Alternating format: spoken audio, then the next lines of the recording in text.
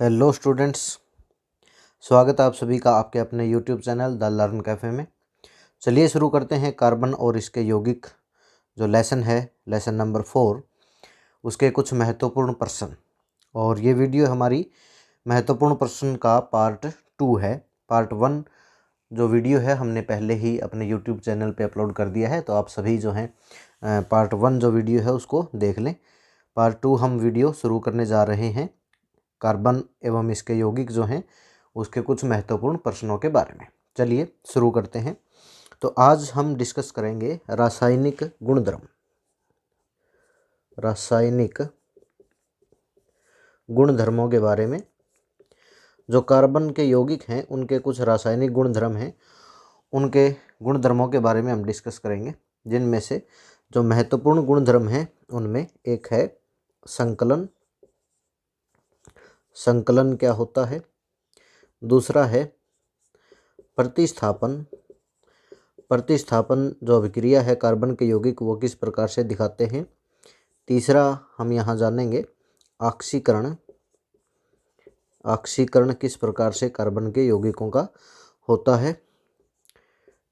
Number 4 जो है इसके कुछ यौगिक हैं, इथेनॉल और इथेनोइक अम्ल जो हैं। इथेनॉल। नंबर 5 इथेनोइक अम्ल। इथेनोइक अम्ल, इन दोनों की कुछ रासायनिक अभिक्रियाएं जिनमें एस्टरीकरण, एस्टरीकरण के बारे में, साबुनीकरण, साबुनीकरण जो है, इन कुछ महत्वपूर्ण रासायनिक गुणधर्मों के बारे में हम जानेंगे, जिसमें पहला है संकलन। संकलन अभिक्रिया क्या है, किस प्रकार से प्रदर्शित होती है। तो संकलन को हम एक और नाम से जानते हैं हाइड्रोजनीकरण। हाइड्रोजनीकरण। अब ये हाइड्रोजनीकरण है क्या, किस प्रकार से होता है। ये एक ऐसी अभिक्रिया है जिसमें जो असंतृप्त हाइड्रोकार्बन है, अभिक्रिया हाइड्रोजनीकरण ऐसी अभिक्रिया है जिसमें असंतृप्त हाइड्रोकार्बन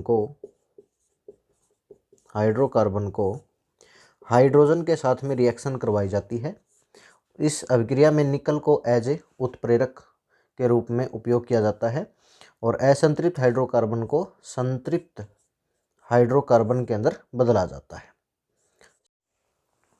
द्विअतरी आबंध वाले जो हाइड्रोकार्बन हैं उनकी हाइड्रोजन से अभिक्रिया करवा के एकल आबंध वाले जो हाइड्रोकार्बन हैं उनके अंदर बदला जाता है। इस अभिक्रिया को हाइड्रोजनीकरण या संकलन अभिक्रिया कहते हैं। जैसे कार्बन कार्बन द्विआबंध, इसमें आपको यहाँ पे R कुछ ग्रुप मिलेंगे अभिक्रिया के अंदर, तो R की जगह हम हाइड्रोजन का यूज़ कर सकते हैं, CH3 का यूज़ कर सकते हैं, C2H5 या इसके अलावा अन्य जो ग्रुप हैं उनका भी उपयोग किया जा सकता है।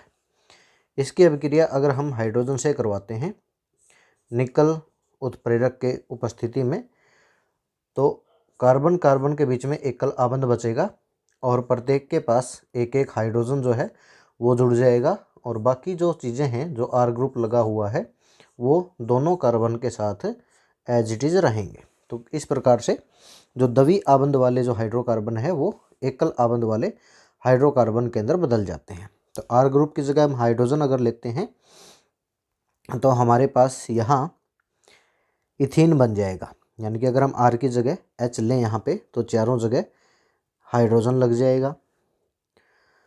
तो यहाँ CH2 द्विआबंध CH2 रहेगा, तो प्रत्येक R की जगह हमारे पास हाइड्रोजन आ जाएगा।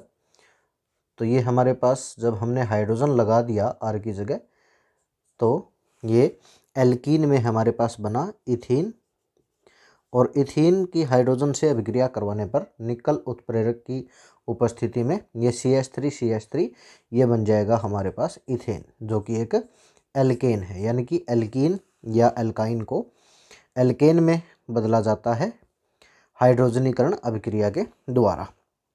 इस अभिक्रिया का एक औद्योगिक उपयोग भी है। औद्योगिक उपयोग में आपसे पूछा जाता है कि हाइड्रोजनीकरण क्या है और इसका औद्योगिक उपयोग क्या है। तो हाइड्रोजनीकरण हमने अभी पढ़ा है कि हाइड्रोजनीकरण क्या है। औद्योगिक उपयोग में क्या करते हैं, जो वनस्पति ऑयल जो होते हैं यानी कि वनस्पति तेल जो होता है उसको हाइड्रोजन से क्रिया करवा के वनस्पति घी में बदला जाता है, वनस्पति घी के अंदर बदला जाता है। ये इसका औद्योगिक उपयोग है, यानी कि बड़े पैमाने पे हाइड्रोजनीकरण जो अभिक्रिया है उसका उपयोग वनस्पति तेल को वनस्पति घी के अंदर बदलने के लिए किया जाता है। प्रतिस्थापन, प्रतिस्थापन क्या होता है? प्रतिस्थापन में जैसे मीथेन है, अगर हम मीथेन की अभिक्रिया हेलोजन यानी कि जैसे क्लोरीन, ब्रोमीन, आयोडीन या क्लोरीन के साथ में करवाते हैं सूर्य के प्रकाश की उपस्थिति में, इस अभिक्रिया के लिए सूर्य का प्रकाश जो है वो ज़रूरी है। सूर्य का प्रकाश रहेगा तभी ये जो अभिक्रिया है वो पूर्ण हो पाएगी।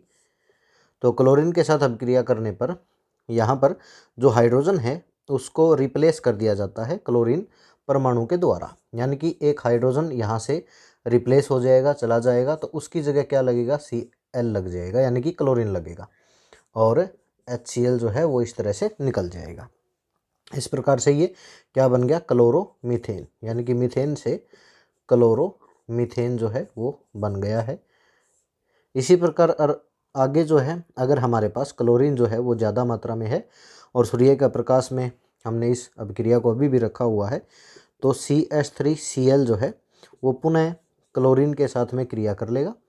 सूर्य के प्रकाश को हम इस तरह से HNu, क्योंकि ये जो HNu है ये सूर्य के प्रकाश की एनर्जी को ही रिप्रेजेंट कर रहा है, तो HNu का भी यूज़ कर सकते हैं, सूर्य का प्रकाश पूरा भी लिख सकते हैं। तो एक और हाइड्रोजन जो है वो निकल जाएगा, तो CH2 बचेंगे। एक क्लोरीन इसमें पहले से लगा हुआ है, एक और लग जाएगा तो Cl2 प्लस HCl। इस तरह से ये डाइक्लोरोमीथेन जो है वो बनेगा। फर्दर आगे फिर से अभिक्रिया जो है वो कंटिन्यू रहेगी।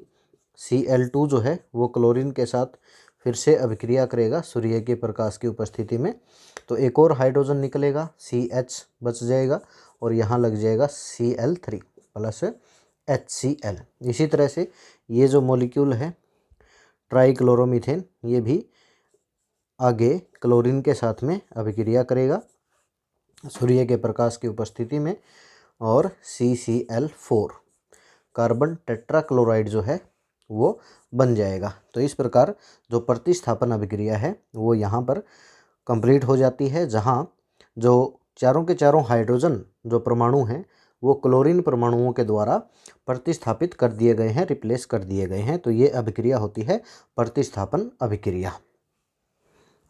ऑक्सीकरण अभिक्रिया, ऑक्सीकरण किस प्रकार होता है? तो ऑक्सीकरण में जैसा हम जानते हैं कि इसमें ऑक्सीजन की जो है वो वृद्धि हो जाएगी, यानी कि ऑक्सीजन एक्स्ट्रा जुड़ जाएगा।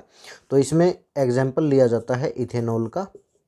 इथेनॉल जो कि एक अल्कोहल है, इसकी ऑक्सीकरण करवाया जाता है इसका ऑक्सीकारक की उपस्थिति में। ऑक्सीकारक में KMnO4 या K2Cr2O7 यानी कि पोटेशियम परमैंगनेट या पोटेशियम डाइक्रोमेट का यूज़ किया जाता है।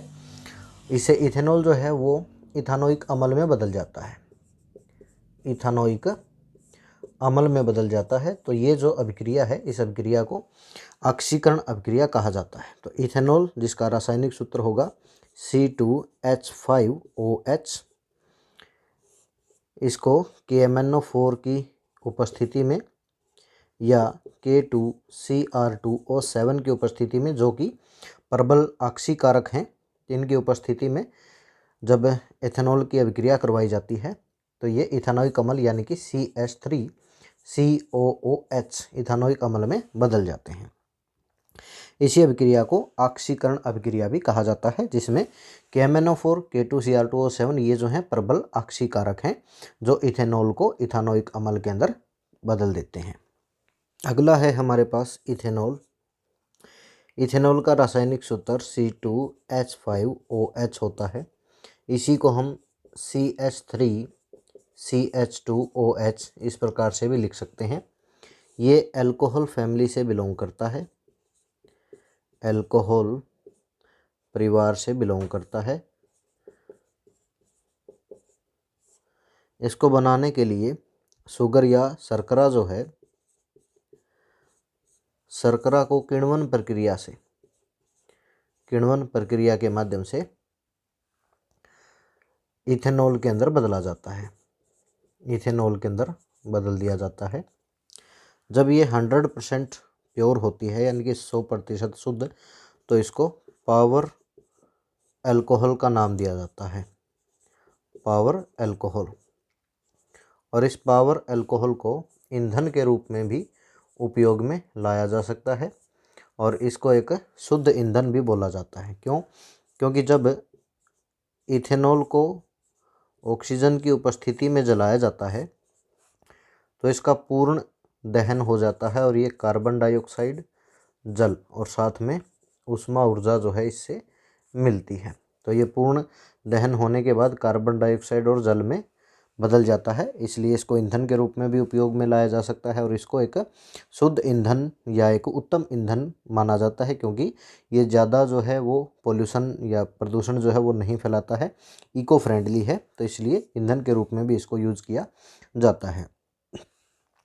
इसी में हम एक पढ़ते हैं विकृत अल्कोहल, विकृत अल्कोहल। अब विकृत अल्कोहल क्या है? जब इथेनॉल में कुछ जहरीले पदार्थ जैसे मिथेनॉल या कॉपर सल्फेट या पिरिडिन वगैरह मिला दिए जाएं, तो इथेनॉल जो है उसका जो प्रभाव है या प्रकृति है वो जहरीली हो जाती है। तो इथेनॉल को जहरीला करने के लिए कुछ जहरीले पदार्थ जो उसके अंदर मिला दिए जाते हैं। अब जो अल्कोहल तैयार होती है उसको विकृत अल्कोहल कहा जाता है। हम ये कह सकते हैं कि इथेनॉल में मिथेनॉल को मिला दिया जाए, यानी कि C2H5OH के अंदर अगर CH3OH, ये मिथेनॉल का रासायनिक सूत्र है, इसको मिश्रित कर दिया जाए या इसके अलावा कॉपर सल्फेट या पिरिडिन को अगर मिला दिया जाए, तो जो अल्कोहल तैयार होगा उस अल्कोहल को हम विकृत अल्कोहल कहते हैं। ये जो है अब ड्रिंकिंग पर्पज़ के लिए उपयोग में नहीं लाया जा सकता, यानी कि इसको पीने लायक अब नहीं छोड़ा जाता। पहले जो इथेनॉल है, प्योर इथेनॉल, वो पीने के लिए जो लोग हैं वो इस्तेमाल कर लेते थे, उसी को कम करने के लिए मिथेनॉल जो है या कॉपर सल्फेट है इसके अंदर मिला दिया गया है, ताकि ये जो है वो जहरीली हो जाए और इसका जो दुरुपयोग है वो ना हो। दुरुपयोग से बचाने के लिए इसको विकृत कर दिया जाता है और इसी अल्कोहल को हम विकृत अल्कोहल कहते हैं। इस पे अन्य प्रश्न जो हमसे पूछे जाते हैं बोर्ड के अंदर वो क्या है कि इथेनॉल की यानी कि C2H5OH जो है, इसकी अगर हम क्षारीय KMNO4 के साथ में अभिक्रिया करवाते हैं या अम्लीय K2Cr2O7 पोटासियम डाइक्रोमेट के साथ में अभिक्रिया करवाते हैं, तो क्या होता है? क्षारीय पोटासियम परमैंगनेट या अम्लीय पोटासियम डाइक्रोमेट के साथ अभिक्रिया करवाएंगे तो क्या होगा? दूसरी अभिक्रिया पूछी जाती है कि इथेनॉल की जब हम सोडियम धातु के साथ अभिक्रिया करवाते हैं तो क्या होता है? और तीसरी अभिक्रिया पूछी जाती है कि इथेनॉल की अभिक्रिया जब सांद्र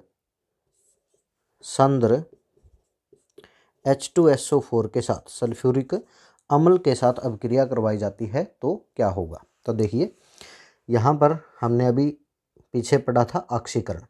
अक्षारीय KMNO4 या अम्लीय K2Cr2O7, ये दोनों जो हैं वो प्रबल ऑक्सीकारक हैं, यानी कि इन दोनों के पास ऑक्सीजन उपलब्ध है, जो ऑक्सीजन जो है वो इथेनॉल को देते हैं, जिससे इथेनॉल है वो इथानोइक अम्ल यानी कि CH3COOH में बदल जाता है, इथानोइक अम्ल में बदल जाता है।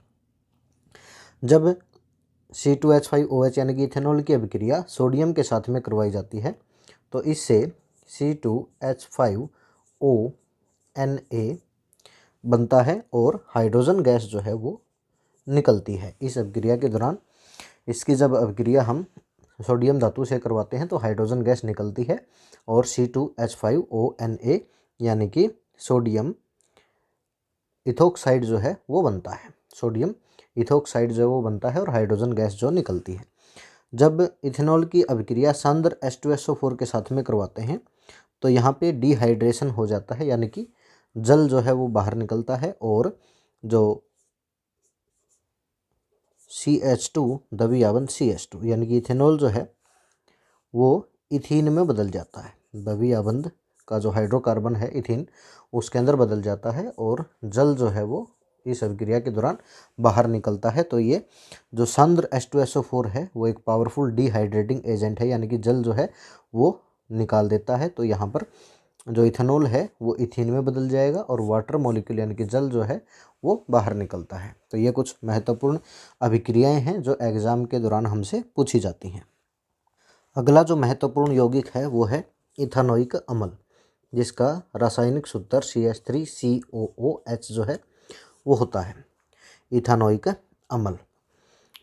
इसको कैसे बनाया जाता है? अभी हमने देखा कि जो इथेनॉल है C2H5OH, उसका ऑक्सीकरण कर दिया जाता है KMnO4 या K2Cr2O7 की उपस्थिति में। तो इससे CH3COOH जो है वो बन जाता है, यानी कि इथानोइक अम्ल जो है वो बन जाता है इथेनॉल के ऑक्सीकरण से। इस प्रकार इसको बनाया जाता है। इथेनॉल और इथानोइक अम्ल जो हैं इनकी अन्य जो महत्वपूर्ण अभिक्रियाएं हैं जैसे एस्टरीकरण और साबुनीकरण, उनको भी हम डिस्कस करेंगे। इससे पहले एक क्वेश्चन इन दोनों पे आता है, वो है कि इन दोनों में अंतर किस प्रकार से हम पता करेंगे। यानी कि जो इथेनॉल है C2H5OH और कार्बोक्सिलिक अम्ल यानी कि CH3COOH, इन दोनों के अंदर हम अंतर जो है वो किस प्रकार से करेंगे। यानी कि अगर हमें बिना बताइए जो यौगिक हैं वो दे दिए जाएं तो हम कैसे पता करेंगे कि दिया गया जो यौगिक है वो इथेनॉल है या कार्बोक्सिलिक अम्ल है। तो उसके लिए हमें कुछ टेस्ट इनके ऊपर करने होते हैं। जैसे हम देख सकते हैं लिटमस पर प्रभाव देख सकते हैं कि लिटमस के ऊपर इथेनॉल जो है वो किस प्रकार से प्रभाव डालता है और जो इथानोइक अम्ल है वो किस प्रकार से प्रभाव डालता है। तो लिटमस टेस्ट जब किया जाता है तो इथेनॉल जो है लिटमस पर कोई प्रभाव नहीं दिखाता।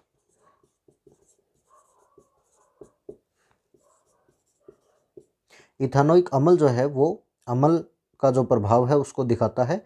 अम्ल जो होते हैं वो नीले लिटमस को लाल लिटमस के अंदर बदल देते हैं, यानी कि नीले लिटमस का रंग लाल कर देते हैं। तो जो इथानोइक अम्ल है वो ऐसा ही करता है, नीले लिटमस को लाल में बदल देता है। जब सोडियम धातु के साथ इथेनॉल की अभिक्रिया करवाई जाती है तो हाइड्रोजन गैस निकलती है और यहाँ बुलबुले और थोड़ी बहुत ध्वनि जो है वो यहाँ पर बुलबुले की ध्वनि जैसी होती है उस प्रकार से जो ध्वनि है निकलती है।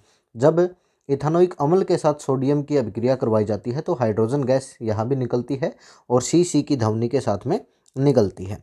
तीसरा जो गुण है वो हम देख सकते हैं सोडियम हाइड्रोजन कार्बोनेट के साथ में अभिक्रिया। तो सोडियम हाइड्रोजन कार्बोनेट के साथ में अगर हम अभिक्रिया करवाते हैं यानी कि NaHCO3 के साथ में जब हम अभिक्रिया करवाते हैं दोनों की, तो इथेनॉल जो है वो किसी प्रकार की अभिक्रिया जो है इसके साथ में नहीं दिखाता। जबकि इथानोइक अम्ल के साथ में अगर हम सोडियम हाइड्रोजन कार्बोनेट की अभिक्रिया करवाएं तो इससे कार्बन डाइऑक्साइड जो गैस है वो बनती है और कार्बन डाइऑक्साइड गैस जो है बुलबुले जो इसके हैं वो हमें दिखाई देते हैं इसके अंदर। तो इस प्रकार से हम जो इथेनॉल है और इथानोइक अम्ल है उन दोनों के अंदर अंतर जो है वो पता कर सकते हैं लिटमस के द्वारा सोडियम धातु से क्रिया करवा के और सोडियम हाइड्रोजन कार्बोनेट के साथ में अभिक्रिया करवा के। तो ये प्रश्न भी एग्जाम पॉइंट ऑफ व्यू से काफ़ी इम्पोर्टेंट बनता है। अगली जो अभिक्रिया है वो है एस्टरीकरण। तो एस्टरीकरण क्या होता है? जैसे नाम से पता लग रहा है, इसमें क्या बनेगा, एस्टर का निर्माण होगा।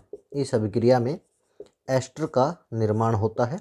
एस्टर क्या होते हैं? एस्टर जो हैं ऐसे पदार्थ होते हैं जिनका जो गंध होती है इनकी वो काफ़ी मीठी होती है। गंध इनकी जो है मीठी होती है। फ्रूट यानी कि फलों की तरह की इनकी गंध होती है और इनको खुशबूदार जो पदार्थ होते हैं जैसे परफ्यूम वगैरह, साबुन वगैरह, इनको बनाने के लिए इनका यूज किया जाता है। तो ये अभिक्रिया है क्या? तो इस अभिक्रिया में इथेनॉल और इथानोइक अम्ल जो है, इन दोनों की अभिक्रिया करवाई जाती है इन प्रेजेंस ऑफ H2SO4 यानी कि एसिडिक मीडियम में। तो इससे क्या बनता है, एस्टर का निर्माण होता है और जल अणु जो हैं वो निकलते हैं।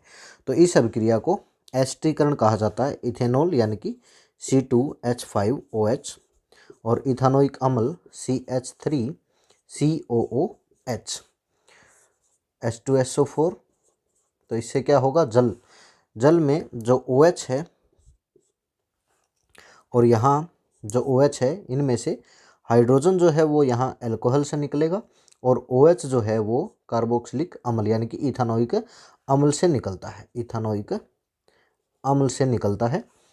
तो यहाँ बनेगा क्या, C2H5, इसके पास C डबल बॉन्ड OH जो है वो बाहर चला जाएगा, यहाँ से हाइड्रोजन बाहर आ जाएगा। तो ये वाटर जो है यानी कि जल जो है वो बाहर आ जाएगा। इस कार्बन में जो कार्बन डबल बॉन्ड O है, यानी कि इसको हम ऐसे दिखा सकते हैं CH3C द्विआबंध OH।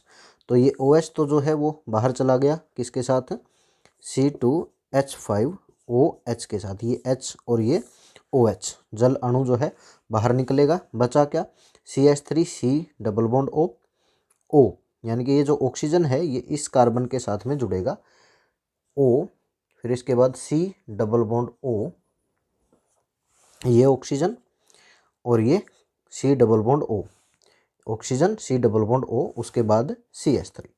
तो ये आ जाएगा यहाँ CH3। इस प्रकार से ये बनेगा हमारे पास एस्टर, जिसको हम एथिल एथेनोएट यानी कि एथिल एथेनोएट जो है वो बनेगा। तो ये हमारे पास एस्टर है। एस्टर का जनरल फॉर्मूला हम कह सकते हैं C double bond O R dash, ये होता है। तो ये C डबल बॉन्ड O, इधर ये एक R ग्रुप है और ये दूसरा R डैश जो है यानी कि दूसरा R ग्रुप है। तो यहाँ पे हमने इथेनॉल लिया है, तो इथेनॉल से हमें मिला C2H5 और इथानोइक अम्ल से हमें मिला CH3। तो ये R ग्रुप हो गया, ये R डैश ग्रुप हो गया। तो C2H5O C double bond O CH3, ये एथिल एथेनोएट जो है एस्टर का निर्माण यहाँ पे होता है। इनकी जो स्मेल होती है वो फ्रूट लाइक होती है, इनकी फलों की तरह की इनकी गंध होती है और इनको जो खुशबूदार चीज़ें हैं उनको बनाने के लिए उपयोग में लाया जाता है। और एस्टर की अभिक्रिया अगर किसी अक्षार से करवाई जाए तो दोबारा से हमें जो कार्बोक्सिलिक अम्ल है और जो अल्कोहल है वो वापस मिलता है और इसी अभिक्रिया को हम साबुनीकरण अभिक्रिया कहते हैं। चलिए देखते हैं साबुनीकरण अभिक्रिया क्या होती है। एस्टर की अभिक्रिया अगर क्षार के साथ में करवाएं तो इससे हमें साबुन और जो अल्कोहल है वो मिलते हैं, साबुन और अल्कोहल। इस प्रक्रिया को साबुनीकरण अभिक्रिया कहा जाता है। जैसे अभी हमने देखा C2H5O C द्विआबंध O और CH3, ये हमारे पास एथिल एथेनोएट एस्टर था। इसकी अभिक्रिया अगर हम NaOH के साथ में करवाते हैं तो इससे हमें ये जो ग्रुप है इसके साथ यहाँ Na लगेगा और C2H5 के साथ में OH जुड़ेगा। तो मिलेगा हमें CH3C द्विआबंध O, इसके साथ Na प्लस में C2H5OH यानी कि इथेनॉल जो है हमें मिल गया और ये जो है साबुन जो है वो हमें मिलेगा। यहाँ पे साबुन के केस में क्या होता है, यहाँ हमने क्योंकि इसमें हमने इथानोइक अम्ल लिया था तो जो हमारा R ग्रुप है वो क्या रहा, CH3। लेकिन साबुन के केस में क्या होता है, साबुन जो है वो लंबी श्रृंखला वाले सोडियम या पोटासियम साल्ट होते हैं। साबुन जो हैं वो होते हैं सोडियम या पोटेशियम साल्ट, पोटेशियम लवण होते हैं। लवण किसके, लंबी श्रृंखला वाले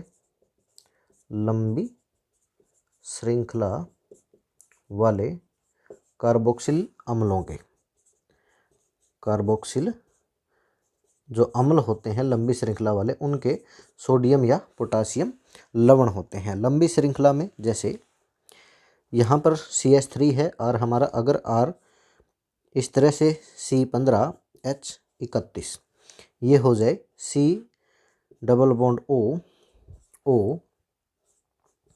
CH2 और इस तरह से ब्रांच में भी ये चीज़ें हों C दबिया बंद O C15H31, ठीक है। इसी तरह से एक और हमारे पास CH2O C दबिया बंद O C15H31। कुछ इस तरह से अगर हमारे पास उपस्थित हो,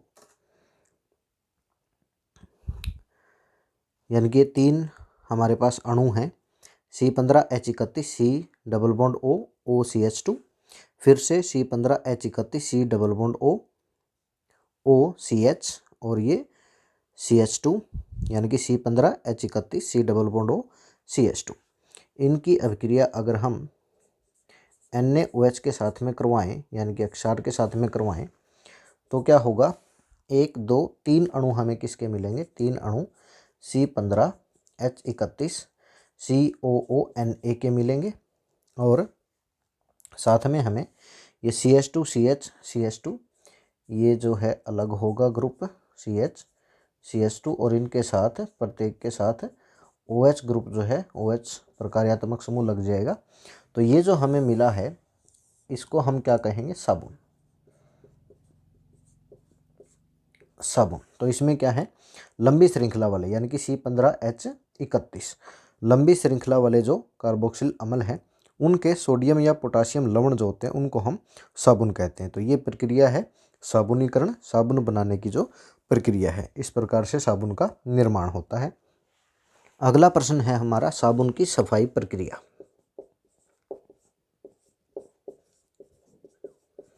साबुन की सफाई प्रक्रिया यानी कि साबुन जो है वो काम किस प्रकार से करती है। तो उसके लिए हमें साबुन की जो संरचना है उसको थोड़ा समझना पड़ेगा। जैसे हमने अभी देखा कि साबुन जो है वो लंबी श्रृंखला वाले जो कार्बोक्सिल अम्ल हैं उनके सोडियम या पोटेशियम लवण होते हैं। तो इसमें हमारे पास साबुन में सोडियम पे यहाँ धनात्मक आवेश रहेगा और यहाँ ऋणात्मक आवेश रहेगा। तो ये जो हिस्सा है साबुन का ये कैसा है, ध्रुवीय हिस्सा है। ध्रुवीय यानी कि यहाँ धनात्मक और ऋणात्मक जो ध्रुव हैं वो बन रहे हैं, तो ये हिस्सा ध्रुवीय हिस्सा है। और ये जो लंबी श्रृंखला है यानी कि 15 कार्बन को हम जब जोड़ेंगे तो काफ़ी लंबी श्रृंखला बनेगी। ये जो लंबी श्रृंखला है इसमें किसी प्रकार का धनात्मक और ऋणात्मक जो ध्रुव है वो नहीं बनता, तो ये अध्रुवीय हिस्सा है साबुन का, अध्रुवीय हिस्सा। तो ये जो अध्रुवीय भाग है ये जल विरागी भाग होता है, यानी कि ये जल में घुलना पसंद नहीं करता। और जो ध्रुवीय हिस्सा है वो जल रागी भाग है, यानी कि जल में घुलना पसंद करता है। जल विरागी जल से दूर रहना चाहता है, जल में घुलना पसंद नहीं करता। और जल रागी जो है वो जल में घुलनशील, यानी कि जल रागी का मतलब क्या है, जल में घुलनशील। जल रागी जो है वो जल में घुलनशील है, जल में घुल जाता है। लेकिन जो जल विरागी है यह हिस्सा जल में अघुलनशील है, अघुलनशील। जो जल विरागी हिस्सा है ये जल में अघुलनशील है और जल रागी जो है वो जल में घुलनशील है। इसी प्रकार से जब हम कपड़े पर मैल जो होती है, कपड़े पर मैल जो होती है, तो मैल जो है वो एक तरह से क्या होती है, चिकनाई। तो ये चिकनाई भी कैसा भाग होता है, ये चिकनाई अध्रुवीय भाग होता है। ये भी जल विरागी है, अध्रुवीय भाग है ये, अध्रुवीय। तो होता क्या है, हम जो कार्बन के अणु हैं अध्रुवीय भाग हैं। साबुन के जो अणु हैं, साबुन के अणुओं को हम कुछ इस प्रकार से प्रदर्शित करते हैं जिगजैग लाइन के द्वारा, और यहाँ इनका जो आवेश है वो रहता है। तो ये जो टेढ़ी मेढ़ी लाइनें हैं ये लंबी जो श्रृंखला चेन है जैसे C15H31 जो है उसको दर्शा रही हैं। तो ये हिस्सा जल में अघुलनशील है, जल विरागी है, और ये जो हिस्सा है ये जल रागी है, जल में घुलनशील है। तो जब कपड़े के ऊपर साबुन को रगड़ा जाता है तो रगड़ से क्या होता है कि इस प्रकार के जो साबुन के अणु हैं वो काफ़ी सारे अणु जो हैं वो जल में और कपड़े पर जो है आ जाते हैं। तो कपड़े पर जो मैल होती है, कपड़े पर मैल के अंदर, क्योंकि ये जो हिस्सा है साबुन का वो जल विरागी है और अध्रुवीय है, तो ये अध्रुवीय हिस्से के अंदर ही घुलना पसंद करेगा। तो कपड़े पर जो मैल होती है वो मैल जो है वो अध्रुवीय है। तो कुछ इस प्रकार से जो ये कार्बन की जो लंबी श्रृंखला है ये कुछ मैल के अंदर चली जाती है और बाहर जो हिस्सा है, जो ध्रुवीय हिस्सा है, वो ध्रुवीय हिस्सा बाहर की ओर यानी कि जल के अंदर रहता है। जैसे जैसे साबुन को कपड़े पर रगड़ा जाता है तो वैसे वैसे जो है जो मैल के अंदर साबुन के जो अणु हैं उनकी संख्या बढ़ती है और संख्या बढ़ने से मैल को ये बाहर की ओर खींचना शुरू करता है, जिससे मैल जो है वो कपड़े में से बाहर आके और एक गोले का रूप धारण कर लेता है। तो इस गोले के अंदर कुछ इस प्रकार से जो साबुन के अणु हैं वो व्यवस्थित हो जाते हैं और इस व्यवस्था को मिसेल कहा जाता है। यानी कि ये जो गोलाकार हिस्सा बनता है इस गोलाकार हिस्से को मिसेल कहा जाता है। कुछ इस प्रकार से मैल जो है वो बीच में फंस जाता है और इस हिस्से को हम कहते हैं, इसको हम कहेंगे मिसेल। तो इस प्रकार से जितने भी मैल जो कपड़े के अंदर होती है उसके इस प्रकार से मिसेल बन जाते हैं और ये दोबारा से जो कपड़े के अंदर या पानी में सेट डाउन नहीं होते हैं। क्यों नहीं होते? क्योंकि प्रत्येक मिसेल के ऊपर क्या होता है, समान आवेश होता है। कुछ इस प्रकार से दूसरी जो मिसेल होगी उसके ऊपर भी क्या होगा, समान आवेश होगा और समान आवेश की वजह से ये प्रतिकर्षित करेंगे और दोबारा से कपड़े के अंदर सेटल डाउन नहीं होंगे। और जब इनको साफ पानी से कपड़े को धो दिया जाता है तो ये साफ पानी के साथ ही कपड़े में से बाहर निकल जाती हैं। तो कुछ इस प्रकार से जो साबुन है वो कपड़े में से मैल जो है उसको बाहर निकालती है और इसकी सफाई प्रक्रिया जो है वो पूर्ण होती है। एक अन्य प्रश्न जो है साबुन पे वो आता है, साबुन और अपमार्जक में अंतर क्या है? यानी कि साबुन और अपमार्जक, साबुन और अपमार्जक में क्या क्या अंतर होते हैं? पहला जो अंतर है वो ये है कि ये जो हैं वो वसीय अम्ल यानी कि कार्बोक्सिल अम्ल के लंबी श्रृंखला वाले अम्लों के, लंबी श्रृंखला वाले वसीय अम्लों के सोडियम व पोटेशियम लवण हैं, जबकि जो अपमार्जक है वो लंबी श्रृंखला वाले सल्फोनिक अम्लों के जो लवण होते हैं। जो अपमार्जक हैं वो लंबी श्रृंखला वाले सल्फोनिक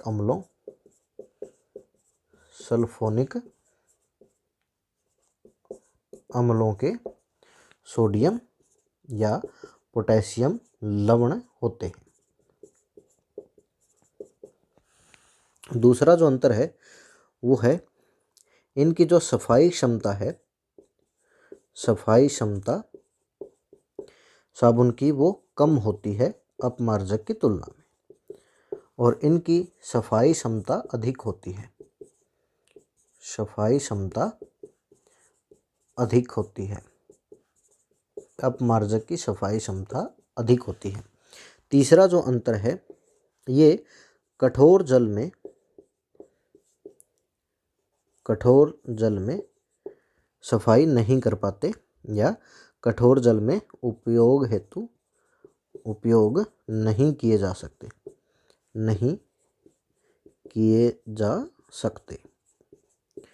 इनको हम कठोर जल में भी उपयोग कर सकते हैं, कठोर जल में भी उपयोग कर सकते हैं। ठीक है, कठोर जल में भी अपमार्जक का उपयोग किया जा सकता है। ये जो हैं वो वनस्पति या जंतु वसा से बनते हैं, जंतु वसा से तैयार किए जाते हैं, जबकि ये कृत्रिम हैं। इनको कोयले या पेट्रोलियम के उत्पादों से बनाया जाता है। कोयले या पेट्रोलियम के उत्पाद से बनाया जाता है। पांचवा जो अंतर है ये जैव निम्नीकरणीय है। साबुन जो होते हैं वो जैव निम्नीकरणीय हैं, यानी कि ये इको फ्रेंडली है, यानी कि पर्यावरण को ज़्यादा नुकसान नहीं करते, जबकि जो अपमार्जक हैं वो जैव अनिम्नीकरणीय है। जैव अनिम्नीकरणीय यानी कि गलते सड़ते नहीं हैं, जिससे पर्यावरण को काफ़ी नुकसान पहुंचता है। और जो साबुन है वो गल सड़ जाते हैं, तो इनको जो पर्यावरण है उसको ज़्यादा नुकसान नहीं होता। एक अन्य प्रश्न है हमारे पास, समावयवता। समावयवता, तो समावयवता क्या है? एक ऐसी प्रक्रिया है जिसमें एक रासायनिक सूत्र जो है उसको अलग अलग प्रकार से लिखा जा सकता है। अलग अलग प्रकार की संरचना जो है, यौगिकों की संरचना उससे बनाई जा सकती है रासायनिक सूत्र से। इस प्रक्रिया को समावयवता कहते हैं। जैसे हमारे पास एक रासायनिक सूत्र है C5H12, जो कि हमें पता है किसका है, पेंटेन का। तो पेंटेन की हम अलग अलग संरचनाएं इससे लिख सकते हैं और उन सभी संरचनाओं को हम समावयव कहेंगे। समावयव क्या होते हैं? ऐसे यौगिक होते हैं जिनका जो रासायनिक सूत्र है वो समान रहता है, लेकिन उनकी संरचना जो है वो भिन्न भिन्न होती है, उनको हम समावयव कहते हैं और इसी प्रक्रिया को हम समावयवता कहते हैं।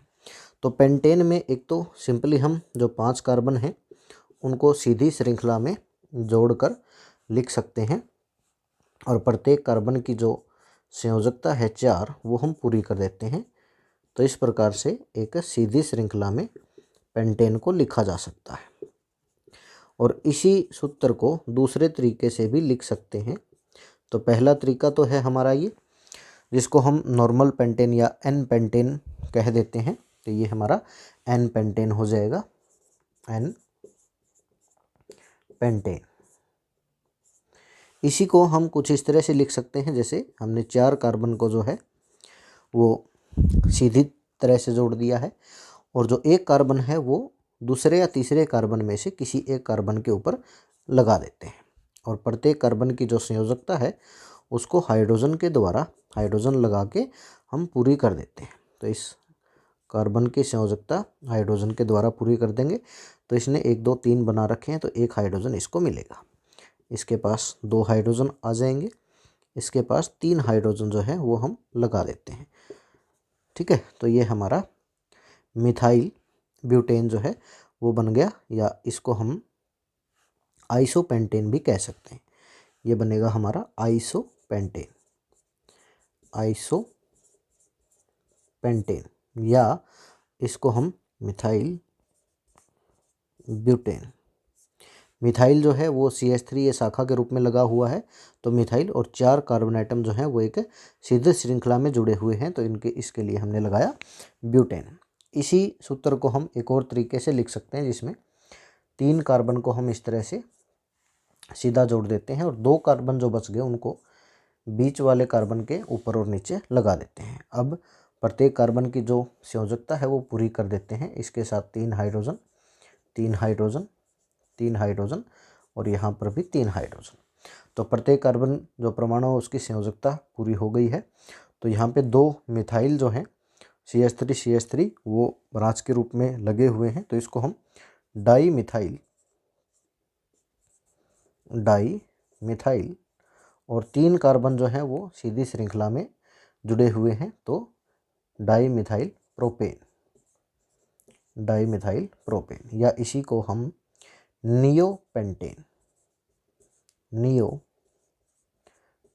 जो है वो कह सकते हैं, नियोपेंटेन या डाई मिथाइल प्रोपेन। इस प्रकार से हमने C5H12 जो पेंटेन का सूत्र है उसको 3 अलग अलग तरीके से लिखा, 3 अलग अलग तरीके से लिखा। तो ये तीनों जो हैं वो आपस में समावयव हैं, यानी कि इनका सूत्र सभी का समान है लेकिन संरचना इनकी अलग अलग है, और इसी प्रक्रिया को हम क्या कहते हैं, समावयवता कहते हैं। तो पेंटेन के समावयव जो हैं वो इम्पोर्टेंट बनते हैं एग्जाम पॉइंट ऑफ व्यू से, एग्जाम में पूछे जा सकते हैं। तो पेंटेन के समावयव जो हैं वो हम इस तरह से लिख सकते हैं, एन पेंटेन के रूप में, आइसो पेंटेन या मिथाइल ब्यूटेन के रूप में, डाई मिथाइल प्रोपेन या फिर नियो पेंटेन के रूप में।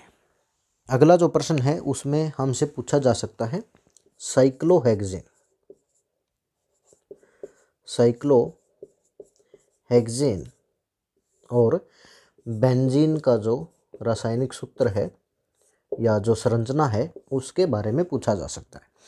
तो साइक्लोहेक्सेन का सूत्र जो होगा वो होगा C6H12 और बेंजीन का सूत्र होगा C6H6, यानी कि कार्बन 6 और हाइड्रोजन भी 6। यहाँ 6 कार्बन के साथ में 12 हाइड्रोजन होंगे और इन्होंने रिंग यानी कि अंगूठी की तरह की संरचना या वलय के रूप में अपने आप को जोड़ रखा होगा। तो कार्बन कुछ इस तरह से 6 कार्बन जो हैं वो वलय के रूप में जुड़े हुए होंगे। इस प्रकार से 6 कार्बन जो हैं वो आपस में जुड़ेंगे। इसी प्रकार बेंजीन में भी जो 6 कार्बन हैं वो वलय के रूप में ही जुड़े हुए होंगे। दोनों में जो अंतर है वो क्या होगा कि बेंजीन में अल्टरनेट पोजीशन पे, यानी कि एक छोड़ के एक द्विआबंध होगा। जैसे अगर हम इस कार्बन कार्बन के बीच में द्विआबंध करते हैं तो अगला छोड़ देंगे, उससे अगले पर द्विआबंध, फिर अगला छोड़ देंगे, इस पर द्विआबंध। तो इसमें 3 जो है वो द्विआबंध रहेंगे, जबकि साइक्लोहेक्सेन में सारे के सारे जो आबंध हैं वो एकल आबंध ही रहेंगे, कोई द्विआबंध नहीं होगा। बेंजीन में 3 द्विआबंध यानी कि अल्टरनेट पोजीशन पे एक छोड़ के एक द्विआबंध होगा और प्रत्येक कार्बन के पास एक एक जो हाइड्रोजन है वो लगा हुआ होगा, जिससे जो कार्बन है उसकी संयोजकता जो है वो कंप्लीट हो जाती है। जबकि साइक्लोहेक्सेन में एकल आबंध है और प्रत्येक कार्बन के पास 2-2 हाइड्रोजन जो हैं वो होंगे, जिससे प्रत्येक कार्बन परमाणु की संयोजकता पूरी हो जाएगी। इस प्रकार से हम साइक्लोहेक्सेन और बेंजीन की संरचना जो है वो बना सकते हैं। ये भी एग्ज़ाम पॉइंट ऑफ व्यू से काफ़ी इम्पोर्टेंट है और एग्ज़ाम में पूछा जा सकता है। आज के लिए इतना ही। वीडियो आपको कैसी लगी कमेंट में ज़रूर बताएं, और अगर आपको वीडियो अच्छे लग रहे हैं तो अपने फ्रेंड्स के साथ में ज़रूर शेयर करें। चैनल पर नए हैं तो चैनल को लाइक करें, शेयर करें और सब्सक्राइब करें। Thank you, have a good day.